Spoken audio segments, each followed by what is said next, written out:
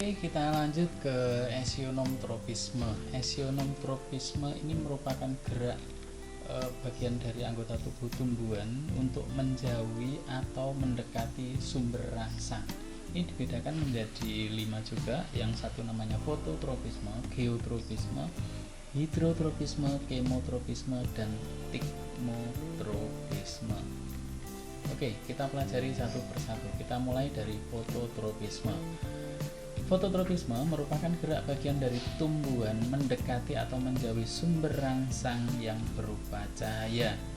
Fototropisme positif itu gerak tanaman menuju sumber cahaya, sedangkan kalau fototropisme negatif itu gerak tanaman menjauhi sumber cahaya. Kita amati video berikut ini. Pertumbuhan kecambah berikut ini, dan yang perlu juga kamu amati adalah sumber cahaya. Ketika sumber cahaya ada di sebelah kiri, maka pertumbuhan kecambah ini juga akan mengarah ke datangnya cahaya. Kalau cahaya kita geser sebelah kanan, maka kecambah ini juga akan menuju ke sebelah kanan. Jadi menuju ke arah datangnya cahaya. Ini disebut dengan fototropisme. Gerak tumbuhan. Geotropisme, gerak bagian tumbuhan mendekati atau menjauhi sumber rangsang yang berupa gravitasi bumi. Ini terjadi pada akar. Geotropisme positif ini gerak tanaman menuju pusat bumi, jadi akar itu bergerak menuju ke dalam tanah. Kalau geotropisme negatif ini gerak akar atau tanaman untuk menjauhi pusat bumi, jadi akarnya malah muncul ke permukaan bumi atau menjauhi pusat bumi. Kita amati video. Amati pertumbuhan kecambah berikut ini. Ini akar sudah mulai muncul dan kemudian mengarah ke dalam tanah, jadi menuju ke arah pusat bumi karena pengaruh gravitasi. Inilah yang disebut dengan geotropisme. Gravitasi, akar menuju ke pusat bumi.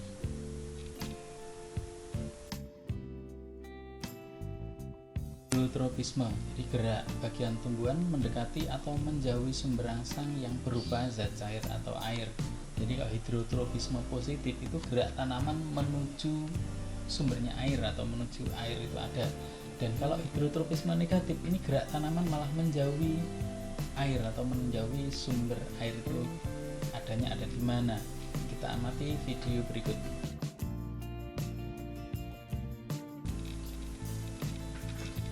Perhatikan berikut ini. Nah, ini tanaman yang sedang disiram. Ketika disiram, nanti akar itu akan menuju ke arah datangnya air. Inilah yang disebut dengan gerak tumbuhan hidrotropisme. Jadi gerak akar itu menuju arah datangnya air.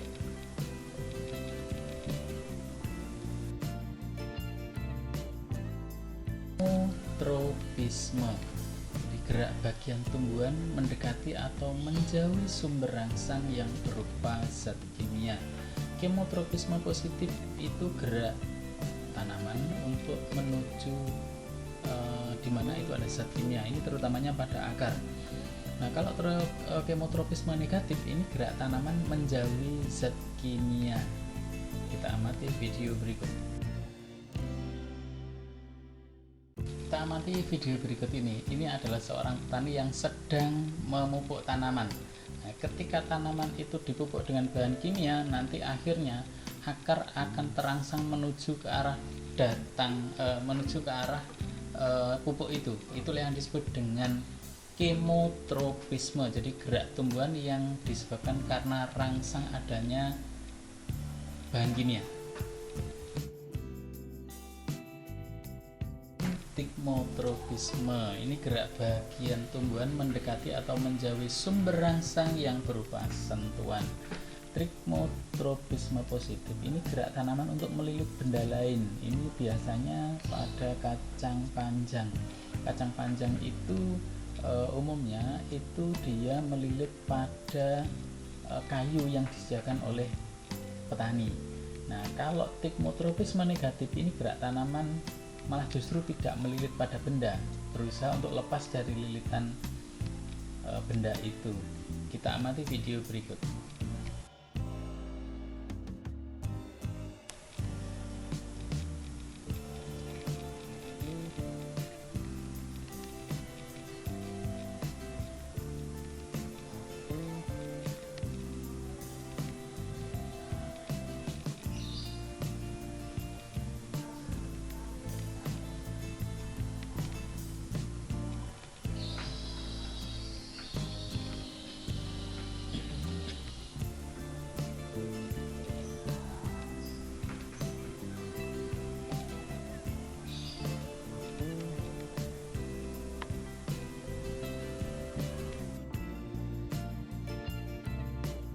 Gerak epionom yang itu seluruh tubuh tumbuhan itu berpindah tempat. Nah, itu yang disebut dengan taksis. Nah, ini dibagi menjadi dua. Yang pertama itu namanya fototaksis. Gerak seluruh tubuh tumbuhan mendekati sumber cahaya. Nah, ini contohnya pada Euglena yang bergerak menuju sumber cahaya. Mari kita amati video berikut. Ini adalah tumbuhan Euglena. Tumbuhan Euglena ini kecenderungannya itu bergerak atau berpindah tempat menuju datangnya cahaya. Ini kalau kita lihat pada siang hari tampak cahaya matahari muncul di sini. Nah, ini sebuah kolam atau danau, yang di dalam danau ini banyak terdapat Euglena.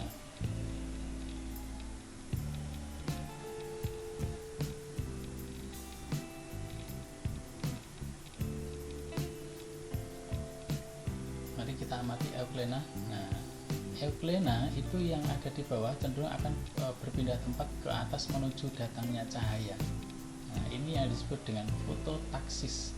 Jadi gerak tumbuhan seluruhnya, jadi satu anggota tubuh tumbuhan itu berpindah tempat karena pengaruh cahaya dan menuju ke arah datangnya cahaya, namanya fototaksis.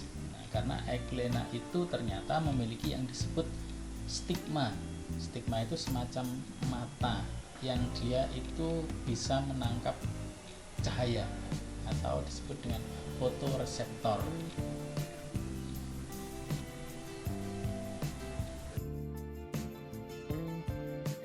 Terakhir adalah kemotaksis. Gerak seluruh bagian tumbuhan menuju rangsang berupa zat kimia. Ini contohnya pada tumbuhan lumut, itu spermatozoid bergerak menuju ovum. Kita amati video berikut. Tumbuhan lumut berikut ini, tumbuhan lumut jantan itu memiliki alat reproduksi namanya antheridium, dan tumbuhan lumut betina ini memiliki alat reproduksi namanya archegonium. Tumbuhan lumut jantan ini nanti akan menghasilkan namanya sperma, dan tumbuhan lumut betina ini akan menghasilkan namanya ovum. Nah, sperma dari lumut jantan akan berpindah ke lumut betina karena lumut betina ini memiliki senyawa kimia yang merangsang sperma ini berpindah ke lumut betina. Ini yang disebut dengan kemotaksis. Sudah mengikuti pembelajaran kali ini, saya berharap kalian bisa paham dan kemudian kalian bisa mengerti, dan kemudian lagi kalian, saya berharap masih terus semangat. Ketemu lagi pada materi berikutnya.